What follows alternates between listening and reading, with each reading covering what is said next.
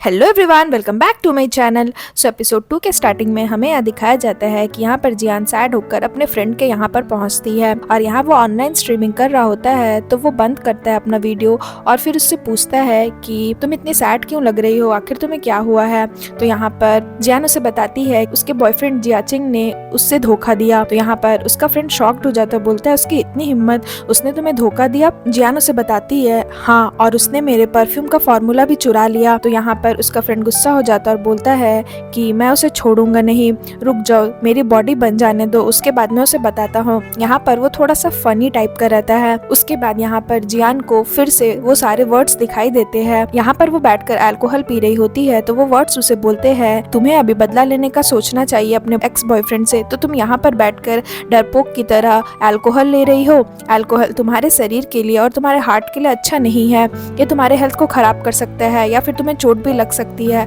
और जैसे ही जियान वो अल्कोहल का बॉटल खोलने जाती है तो उसे सच में चोट लग जाती है और उसके हाथ से ब्लड आने लगता है। तो यहाँ पर उसका फ्रेंड उसे बैंडेड लगाने जाता है। तो यहाँ पर जियान पूछती है अपने फ्रेंड से कि मैं तुम्हें एक बात बताऊंगी तो क्या तुम मुझ पर बिलीव करोगे।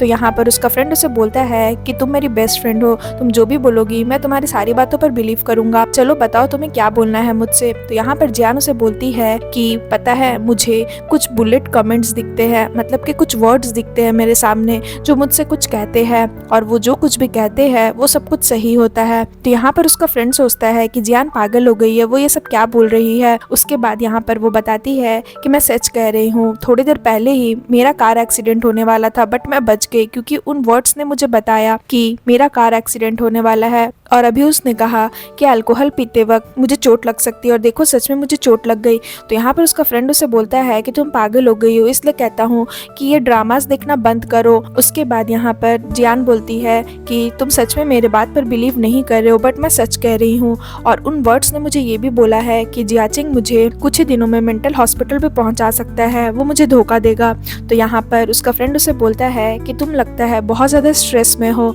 और हम जब बहुत ज़्यादा स्ट्रेस में होते हैं तो हमें हॉलिजिनेशंस होते हैं, तो हो सकता है तुम्हें भी हॉलिजिनेशंस हो रहे होंगे, तुम जाकर रेस्ट करो, आराम करने के बाद तुम ठीक हो जाओगी। यहाँ पर जियान गुस्सा हो जाती है कि उसका फ्रेंड उसकी बातों पर बिलीव नहीं कर रहा है। तो उसका फ्रेंड बोलता है कि चलो ठीक है, मैं तुम्हारी बातों पर बिलीव करता हूँ बट जियाचिंग तुम्हें धोखा क्यों देगा। तो यहाँ पर जियान उसे बोलती है क्योंकि वो मेरे परफ्यूम का फॉर्मूला चुराना चाहता है। तो यहाँ पर उसका फ्रेंड उसे बोलता है कि तो तुम अब क्या करने वाली हो, आगे तुम्हारी क्या प्लानिंग है। तभी यहाँ पर जियान अपने फ्रेंड का टैब लेती है और उसमें जिंगसी के बारे में सर्च करती है और जैसे उसकी फोटो आती है वो उसे देखने लगती है और उन वर्ड्स के बारे में सोचने लगती है जो उसे बोले थे अपने बॉयफ्रेंड से बदला लेने के लिए उसके अंकल को तुम पटा सकती हो। तो यहाँ पर उसका फ्रेंड देखता है वो फोटो और बोलता है कि तुम जिंगशी की फोटो क्यों देख रही हो, तुम्हें तो पता है ना कि ये तुम्हारे बॉयफ्रेंड का अंकल है और यागो ग्रुप का ये चेयरमैन है। उसके बाद उसका फ्रेंड जिंगसी के बारे में उसे और भी बताता है कि पता है 5 साल पहले जब जिंगसी ने अपने करियर स्टार्ट की थी तो वो बहुत ज्यादा रूड था, और रूड तो वो अभी भी है, और कोई भी उससे बात करना नहीं चाहते थे क्योंकि वो सबसे एटीट्यूड से बात करता था, कोई भी उसकी इज्जत नहीं करते थे। बट आज देखो, आज यागो ग्रुप चाइना के टॉप कंपनीज में से एक है और सभी कोई उसकी बातें सुनते और उसकी इज्जत करते हैं। यहाँ पर जियान बोलती है कि मुझे अपनी किस्मत बदलनी पड़ेगी, मुझे जियाचिंग से बदला लेना है, मैं उसे नहीं छोड़ूंगी, मैं चाहती हूँ वो मुझसे घुटने के बल आकर के मुझसे माफी मांगे। और यहाँ पर वो बोलती है अपने फ्रेंड को बताती है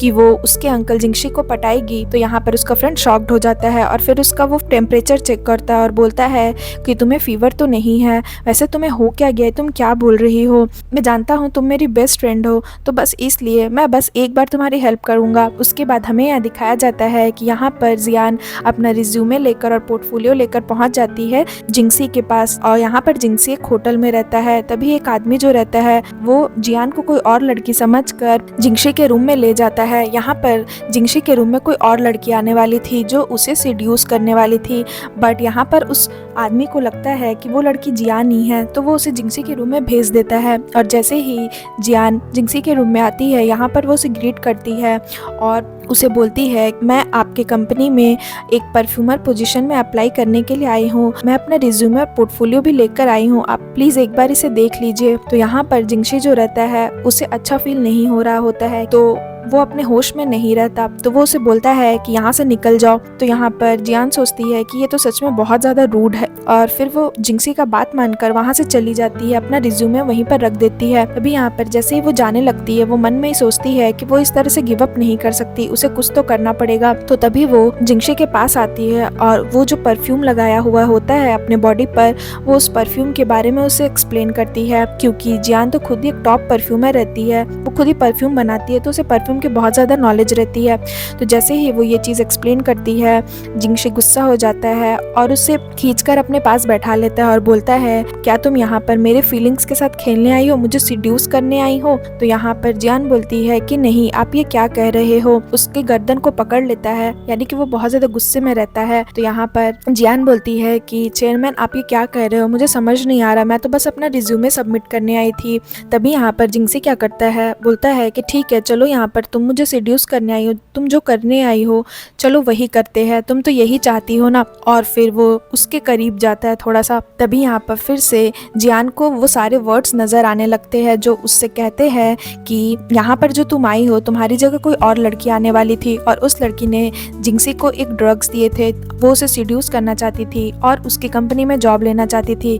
तो जिंगसी को वही लग रहा है कि तुम वही लड़की हो, तुम इस चांस को मत गवाओ, जल्दी से यहाँ से भाग जाओ। तो यहाँ पर जियान समझ जाती है और वो जिंगसी को बोलती है कि प्लीज मुझे जाने दीजिए। तो जिंगसी उसे छोड़ देता है और जैसे ही वो जाने लगती है, जिंगसी उसे बोलता है कि एक बॉटल पानी लेकर आओ मेरे लिए। तो यहाँ पर फिर जियान उसके लिए पानी लेकर आती है। उसके बाद यहाँ पर जिंगशी पानी पीता है तो जियान उससे बोलती है कि आपको किसी ने ड्रग्स दिया है जानबूझकर। तो यहाँ पर जिंगशी फिर से गुस्सा हो जाता है कि वो ये क्या बकवास बातें कर रही है और उसे बोलता है कि अभी के अभी मेरे कमरे से निकल जाओ। तो यहाँ पर जियान क्या करती है, एक परफ्यूम बनाई रहती है जो वो उसे देती है और बोलती है कि ठीक है, मैं यहाँ से जाती हूँ, बट मैं जो आपको दे रही हूँ आप एक बार इसे स्मेल ज़रूर करिएगा, इससे आप काम हो जाएंगे और आपको अच्छा भी फील होगा। और वो उस परफ्यूम को अपने रिज्यूमे के पास रख कर वहाँ से चली जाती है। उसके बाद जैसे ही वो वहाँ से जाती है, उस परफ्यूम में से धुआं सा निकलता है और जैसे ही जिंगसी उसे स्मेल करता है उसे बहुत अच्छा फील होता है। नेक्स्ट सीन में दिखाया जाता है कि यहाँ पर जो आदमी और एक लड़की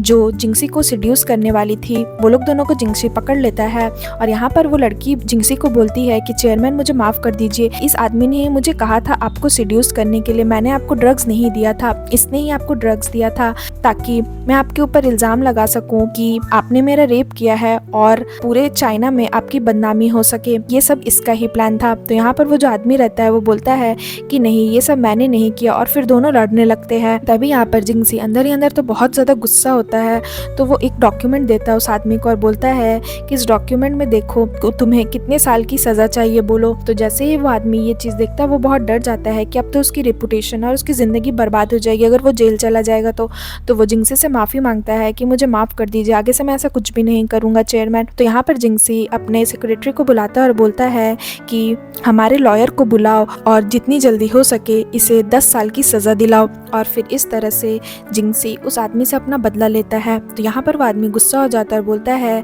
कि आपके डैड की मैंने ही मदद की थी चेयरमैन पोजीशन तक पहुंचाने के लिए, और आप मेरे साथ ऐसा कर रहे, आप कितने रूड हो। इस तरह से वो जिंगसी के ऊपर चिल्लाता है, बट जिंगसी को कोई फर्क नहीं पड़ता और फिर सीन यहाँ पर खत्म हो जाता है। सो फ्रेंड्स, अगर आपको मेरी ये एपिसोड अच्छी लगी हो तो प्लीज़ मेरे वीडियो को लाइक करिएगा, मेरे चैनल को सब्सक्राइब करिएगा। मैं जल्दी इसका न्यू एपिसोड लेकर के आऊँगी, तो उसके लिए वेट करिएगा। सो फ्रेंड्स, आज के लिए बाय बाय, मिलते हैं फिर से एक न्यू वीडियो के साथ।